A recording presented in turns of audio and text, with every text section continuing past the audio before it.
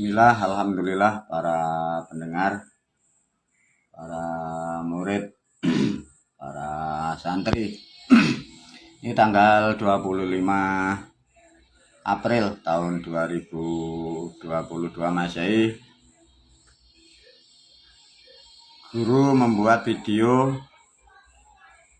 untuk memperjelas dan untuk lebih dimengerti para jamaah, para murid, juga para pemirsa.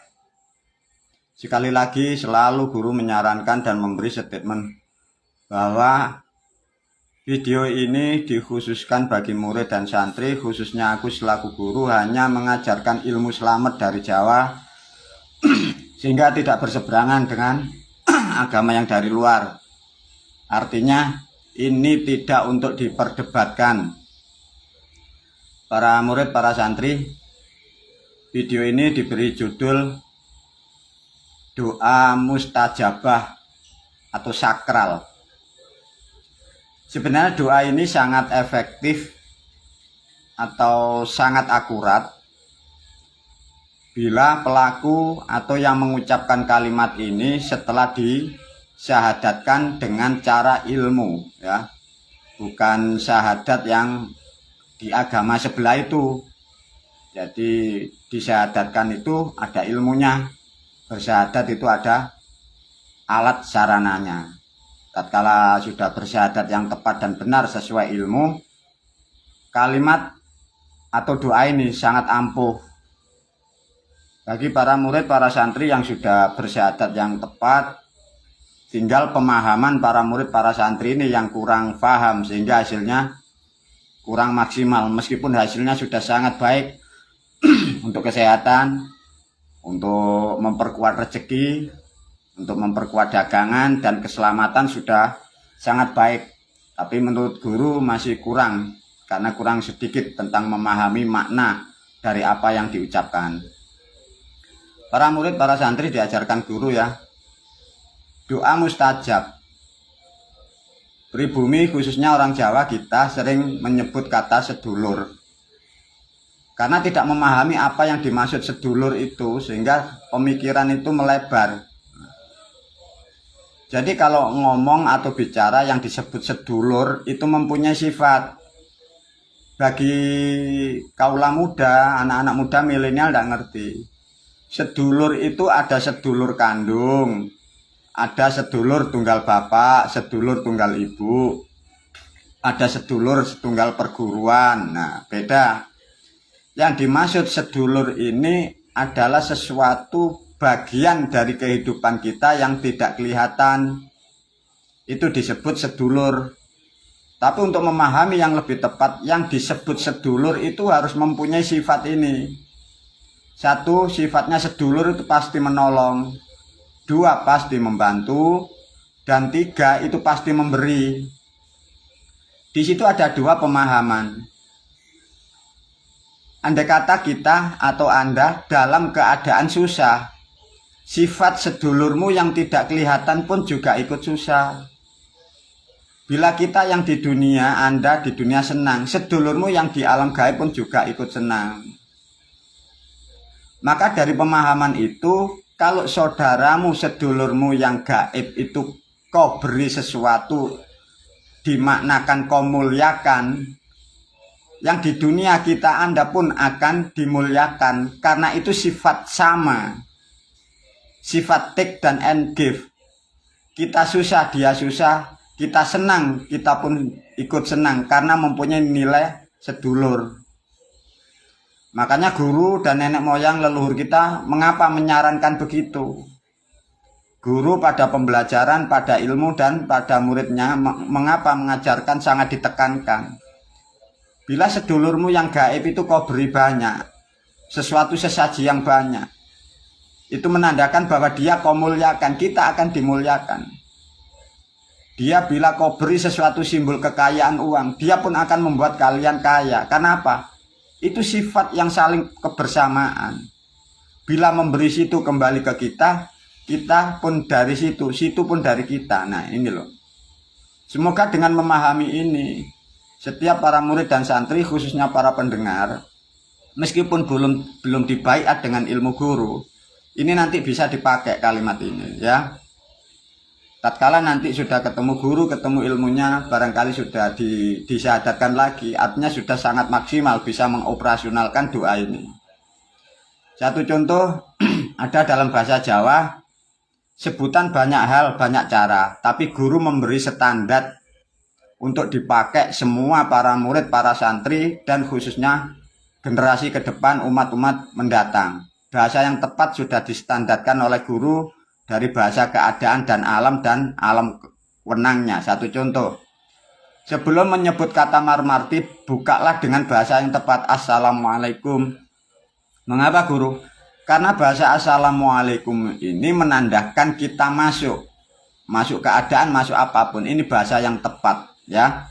Assalamualaikum marmarti kakang kawah adi ari-ari gede puser sedulurku kang sinorowedi. Nah, jadi kalimat ini, doa ini dipakai apapun boleh dan bisa ya. Satu contoh, mau berangkat kerja, mau buka dagangan untuk mengharapkan kesembuhan, itu dipakai boleh. Untuk berdoa ritual apapun ini dipakai boleh. Cuman satu nasihat guru atau bagi pendengar dan pemirsa, barangkali kemarin diajari dari guru-gurunya atau orang-orang di luar sana atau dari bapak ibunya atau nenek kakeknya, tatkala menyebut sedulur papat limo pancer diajak makan, nasihat guru jangan dipakai. Sedulur papat jangan diajak makan, jangan diajak minum. Kalau dimintai untuk keselamatan, untuk kekuatan, untuk kesehatan, untuk perdagangan boleh. Makan dan minum tidak layak untuk diajak, tidak pantas untuk disebut. Sebagai bentuk terima kasih kepada kita, kepada saudara kita yang 4 itu, harus dilakukan di tempat ibadah. Satu contoh di musola atau tempat-tempat khusus untuk dibedakan ya, biar tidak rancu. Itu nasihat dari guru yang paling pokok.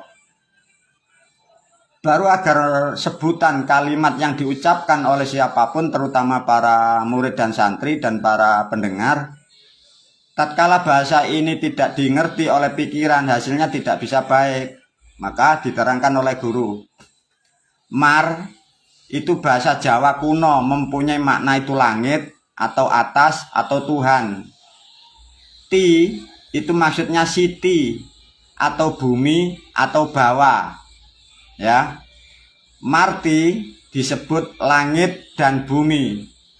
Bila disebut marmarti artinya apa-apa yang ada di langit dan apa-apa yang di dalam bumi, apa-apa yang di atas, apa-apa yang di bawah. Itu maksudnya begitu. Artinya manusia kita kalau mengucap itu ada kekuatan yang sangat besar.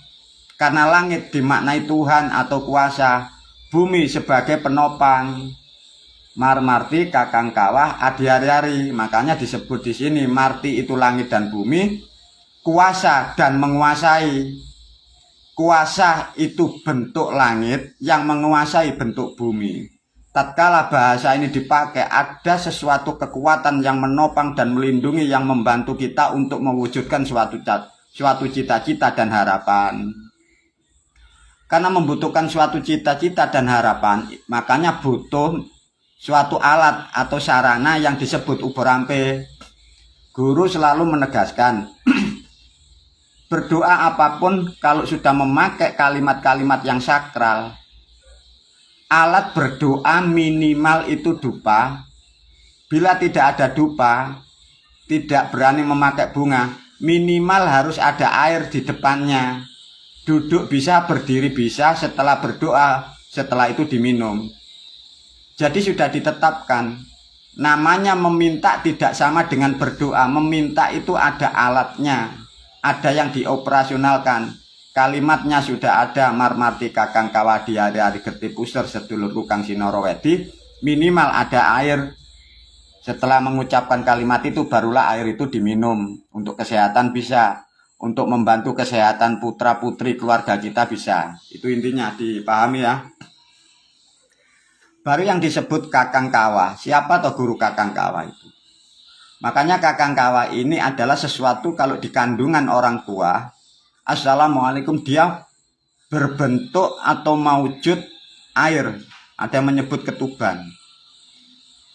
Bila dipahami dari aspek sisi lain, ini dia membentuk satu sosok. Dalam bahasa ada yang disebut inilah malaikat. Cuma orang Jawa nenek moyang kita memberi gambaran yang paling mudah, namanya kakang kawa. Adi ari-ari sama. Bila dilihat dari bentuk, itu ada namanya ari-ari di dalam kandungan. Itu kalau sudah keluar dari kandungan orang tua kita, dia pun membentuk sosok makhluk.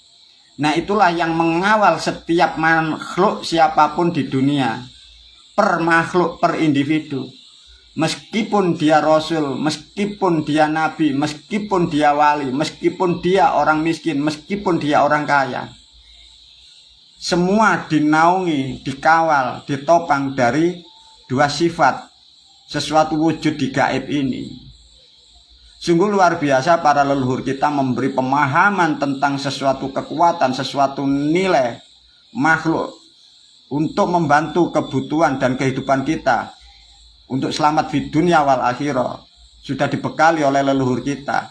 Karena banyak yang tidak mengerti, sekarang lewat video ini diulas oleh guru, semoga sangat bermanfaat. Kakang kawa sudah dipahami, adi ari-ari sudah dipahami.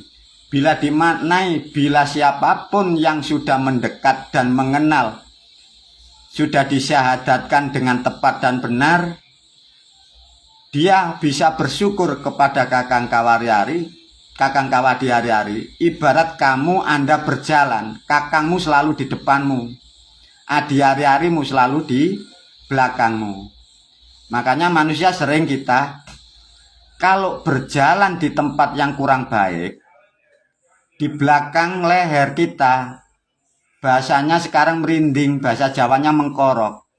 Itu dalam bahasanya, kita, Anda, itu dinasihati sama adikmu hari-hari, disebul, ditiup bagian leher belakang. Dia sebenarnya mau bicara, tapi kita, Anda tidak bisa berkomunikasi. Sehinggalah disebul, ditiup di leher kamu, dia mengatakan, hati-hati. Nah, itu satu contoh. Sama kakang kawa itu selalu di depanmu. Kalau ada apa-apa, dia akan merespon kepada naluri dan indera kita. Kayak ada sesuatu yang tidak tepat, kayak kita akan berhenti. Artinya dengan memahami ini, dengan ritual mendekat kepada kakang kawa di hari-hari, kita selalu kontrol. Kalau di depan tidak enak, kakang kawamu sudah tahu apa yang ada di depan, meskipun kita tidak tahu. Makanya dia pelindung oleh kehidupan setiap manusia, terutama kita yang mendekat dan mau menghormati dan mau mengingat sama kedua sifat ini. Paham ya? Baru yang disebut di sini getih. Getih itu darah yang mengalir. Nah, itu.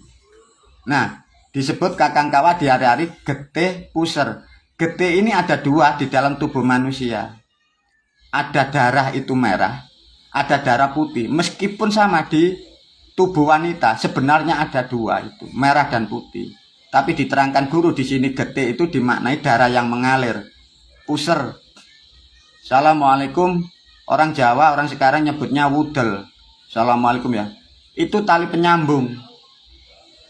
Tatkala bahasa puser ini disebut, kita sebut, ada yang menghubungkan kita dengan darah kita, ada yang menghubungkan kita dengan ari-ari kita dihubungkan dengan kakang kawah kita dihubungkan dengan alam metafisika namanya udara di sekitar. Makanya kalau ada apa-apa kita akan terlindungi dari sistem ini, karena ada pusatnya namanya puser ini. Dan disebut juga puser inilah yang menghubungkan dari 4 sifat air, api, angin dan tanah. Puser inilah titik tempat tengah. Inilah yang disebut sedulur sekembaran. Inilah yang disebut sedulur kembaran setiap manusia. Puser ini bentuknya kembar, wujud seperti kita. Nah, ini di dalam syahadat inilah yang disebut as. Nah, ini ada yang merubah namanya, kemarin ada yang jati murti, ada yang disebut guru sejati, ada yang menyebutnya Nur Muhammad, ada yang nyebut Jabang Bayi. Nah, jadi itu bahasa-bahasa itu sebenarnya titiknya di sini nih. Kalau sudah mengerti Kakang Kawah di hari-hari Getih Puser, baru disebut sedulurku, tadi mempunyai sifat yang saling menolong, saling membantu, saling mengisi, saling menopang. Kang Sinorowedi, Kang itu maknanya yang menguasaiku. Artinya setiap gerak, setiap keadaan, setiap tubuh manusia, ya sedulur kita itu, dari keterangan bahasa kalimat ini, itulah yang menguasai kita. Makanya jangan berharap yang menguasai kita itu Tuhan dari langit, Tuhan yang di Sidratul Muntaha. Bukan. Yang menguasai dalam kehidupan per individu itu, per individu kita ini, itu yang disebut Kang Sinorowedi, ya, bukan Sinorowedi, Sinorowedi. Yang dimaksud Sinorowedi itu yang menjadikanku wujud ada. Paham ya? Jadi yang disebut Sinorowedi itu yang membentuk, yang mencipta, yang menjadikan bentuk nyatanya kita. Mulai bentuk raga, bentuk penglihatan, apa-apa yang ada di dalam. Itulah yang disebut Sinorowedi. Dari kekuatan, dari kekuasaan Kang, Puser, Getih, Ari-ari, Kakang Kawah, inilah. Ini nenek moyang kita memberi nama Sinorowedi. Dirubah zaman bahasa baru, ada yang menyebut namanya Allah itu wujud. Nah, sebenarnya kalau menyebut Allah wujud tidak mengenai pada yang dimaksud, tapi itu hanya bahasa mewakili dari kesekian ini. Makanya kalau ditanya Allah itu di mana, tidak bisa diterangkan karena itu bahasa jamak mewakili dari kesekian ini. Artinya dari bahasa yang tepat, pakailah bahasa Assalamualaikum ini. Jangan memakai bahasa yang dari agama dari sebelah itu. Tidak ada hasilnya nanti. Bisa dikatakan tidak connect atau tidak nyambung. Dengan memahami demikian, artinya para murid, para santri, siapapun yang sudah memahami ini, coba nanti buatlah studi banding dari agama sebelah yang merasa paling benar. Dan siapapun kalian yang suka memakai bahasa dari agama sebelah, coba lakukan dari keterangan ini. Tuhan dari Jawa atau Tuhan dari agama sebelah itu yang mampu, yang bantu untuk mewujudkan jadi harapan yang Anda inginkan. Semoga ini menjadi tuntunan sekaligus menjadi kekuatan doa bagi siapapun yang mendengar. Ajarkan kepada putra-putri kita. Semoga selalu kehidupan dalam keselamatan, dapat perlindungan, dapat pengayoman, bahkan akan diberilah sesuatu yang menjadikan kehidupan kita lebih baik, lebih mulia. Semoga manfaat fid dunya wal akhirah. Assalamualaikum warahmatullahi wabarakatuh.